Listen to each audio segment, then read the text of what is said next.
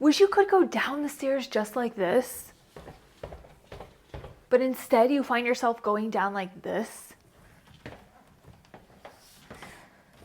As a physical therapist, I found there is one main reason why going down the stairs becomes difficult and or painful. In this video, we're going to talk about that. Talk about why stair climbing is difficult, along with 2 movements you can start today to start tackling the stairs with ease. Here we go.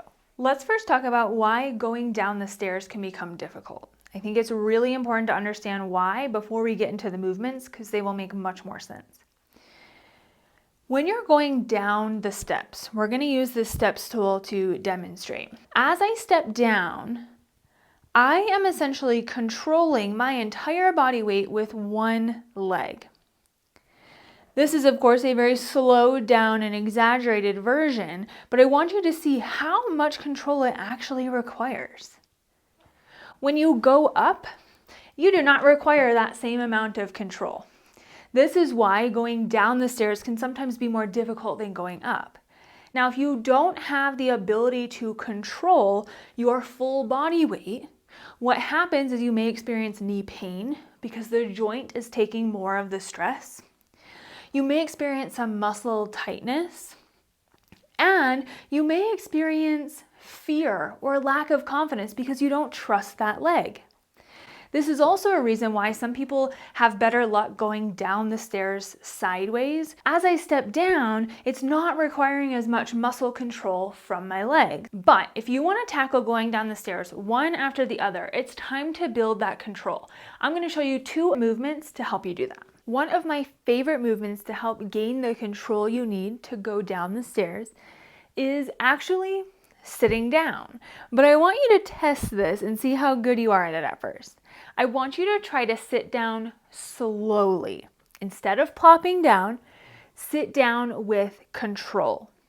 Ideally, you want to find a higher surface to start with first, and then you can move down to lower surfaces. You're just going to stand like you were going to sit down. Reach your hips back and try to sit down on a count of 3. Then you can stand up normally. Sit down 1, 2, 3. If this is difficult at first, no need to worry. This is actually one way to practice. Practice slowing down every time you sit down. Get those repetitions so your muscles can start to remember that.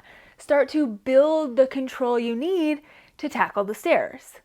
Now, once you master this, we don't stop here. As you're going down the stairs or aspiring to go down the stairs, you have to control body weight with one leg. So now it's time to move to single leg control.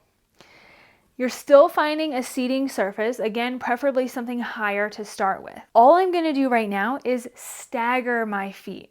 My right foot is in front of my left. Here is a look from the side in the staggered stance. Now, the further out this right foot is, the harder this becomes.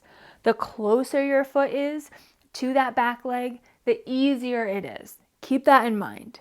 I'm going to do the same thing. Sit down nice and slow, and then stand up. You will notice more weight heads to that back leg. We're trying to bias that left leg. As you sit down, it's nice, slow, and controlled. We're looking for control of the knee. Same thing as you stand up. Don't let that knee dive in as you sit down.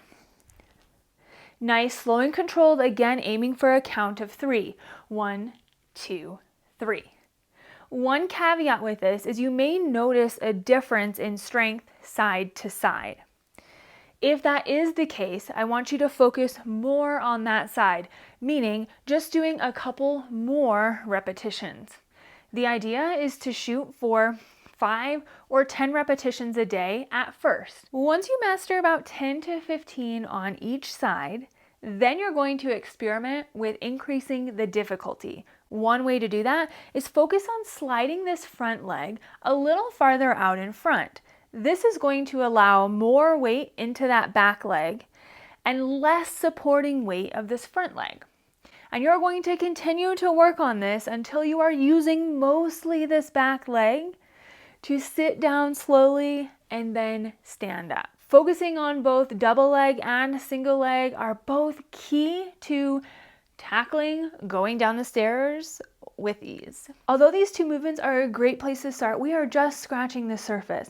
There are so many other movements that can help you tackle stairs, walk up and down inclines, and get back to the adventures you'd like to do.